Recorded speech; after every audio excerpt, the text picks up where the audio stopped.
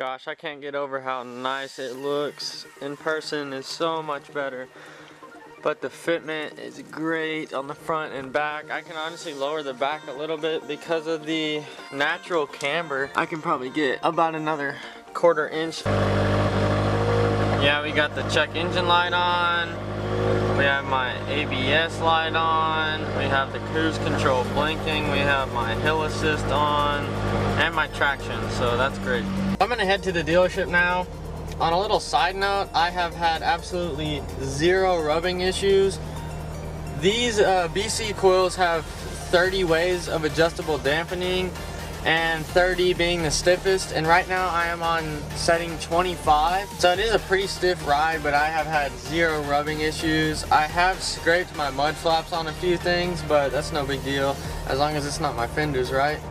So let's go to the dealership. And as you can tell, my RPMs drop really low and then they go back up and then they drop to the 2 needles above 0. Watch. See, it's the weirdest thing I've ever seen.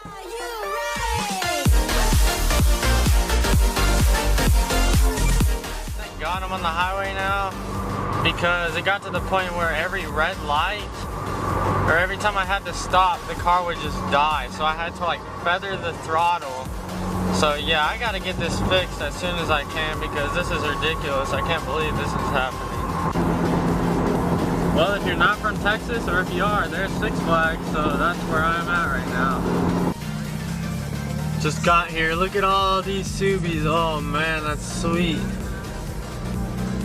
3 hours later. I just got home from the Subaru dealership, and of course I get some more terrible news. So it turned out to be my front right wheel speed sensor. But just for the parts alone, costed $200, and then I gotta pay another $250 for them to put the part on. So I'm gonna see if I can get another shop to put it on, because you know, dealers are always just stupid expensive. But once again, this is all my fault for being an idiot and thinking that I could do it myself. Every time I try to do something on my car myself to save money instead of paying the professionals to do their job, I always screw it up. This is at least the 2nd time to where it's bit me in the butt, and I've had to pay at least double what I would have paid if I just paid a professional to do it. So yesterday I took off my... I really hope the dealer does not see this video, but oh well, who cares? I'm already paying. There's no warranty, it's not gonna cover crap.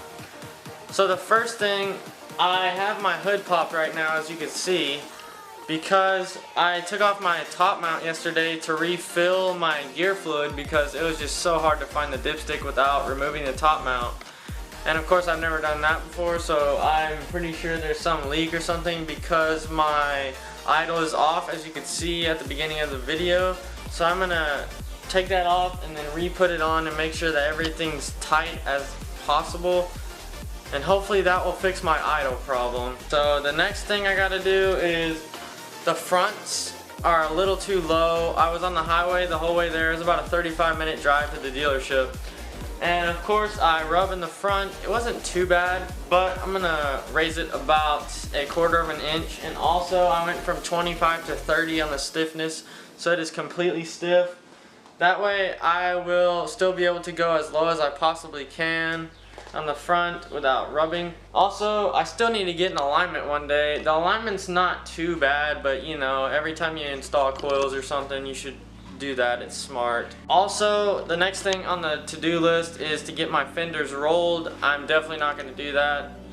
After this experience with everything, I'm definitely going to take my car to a shop, and I'm going to pay them what they want, because it's going to be worth it, or else I'll be paying double or triple or have to buy a new car with my luck. So I guess I'll just show you guys me taking off the top mount, and I'll show you how to adjust your coilovers, I guess. So let's get into this. So the first thing you're obviously going to want to do is, I'm just going to jump into this because I have been driving for a while. It might be a little hot, but I'm just going to do this anyway. First you want to take off the 2 clips on your engine cover, and they'll be at the top left and the top right.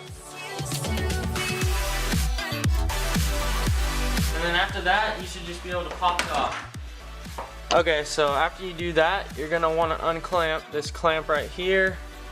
You're going to want to take this off along with these two and this one in the back right here.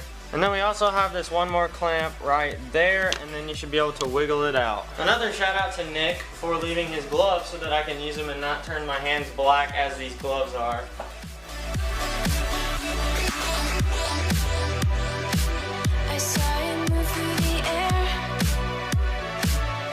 I'm gonna go ahead and disconnect the battery too, so that way when I'm done it'll just reset itself.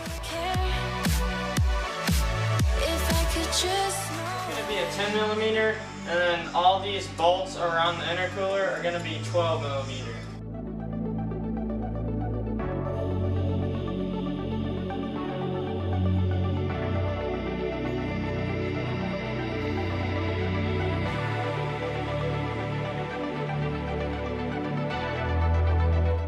Cover back on.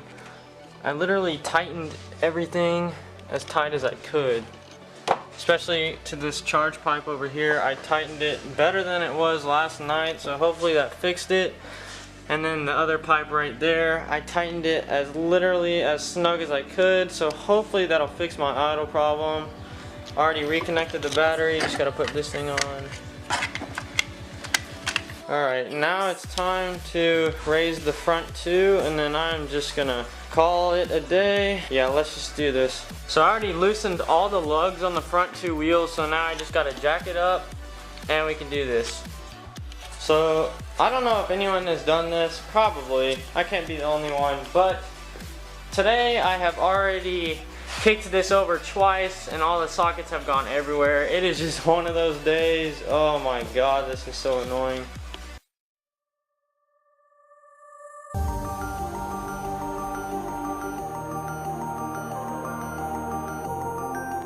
Three rings right here are what you're going to be adjusting. So the first thing you're going to do is you're going to loosen this bottom one, and then you're going to turn it clockwise to lower it and counterclockwise to raise it.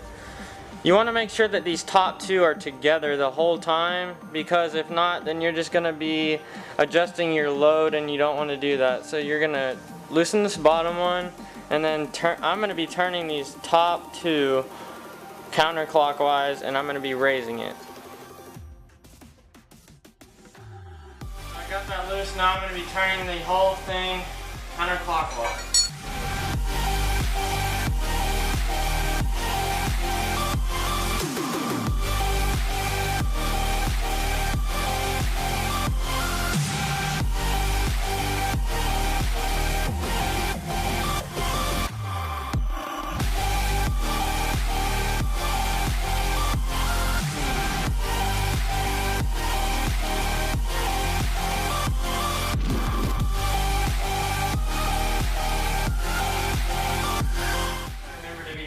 Because it really does take some time, especially this being my first time with coilovers. It takes a while. Yep, I was turning it the wrong way. Isn't that great? Oh man, y'all are just gonna rip me up.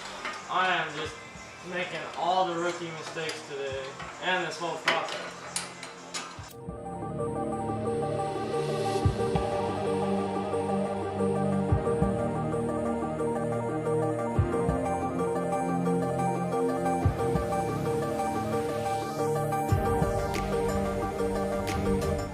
Alright, I think I'm going to see where that is, so I'm going to have to tighten this bottom one, and then put all the wheel and the lug nuts back on, and then drop it, and then see where that is. I got the front left all dialed in. It took me a couple tries, and now I'm working on the front right. I set it down, thought I had everything good, did some measurements, and now I still need to raise it about 1/4 of an inch, so I'm going to work on that, and then I'm going to lower the back about 1/4 of an inch as well, and then they will be all square, and I will be good to go. Okay, I got the fronts all dialed in. How I made them the same was I got my measuring tape and put it in this little crack, and then just dropped it to the floor, and whenever it hit the floor, that's where I stopped it, and then made sure that it matched up with this little crack to the floor, and it was almost perfect. So now I gotta lower this rear about 1/4 of an inch as well, and then it'll be golden. I do apologize if this video is all over the place today, which I know it is. I am just trying to get through this little tough time of just, God, it's just so frustrating. Because, you know, all car guys out there know that your car is your baby. So I will keep you guys updated. If you want to see what happens, I would follow my Snapchat. I'll leave it in the description. And that is pretty much going to be it for this video. Thank you guys for watching. Hit the thumbs up if you enjoyed this video and wish me luck, pretty much. You guys have a good day. I'll see you next time.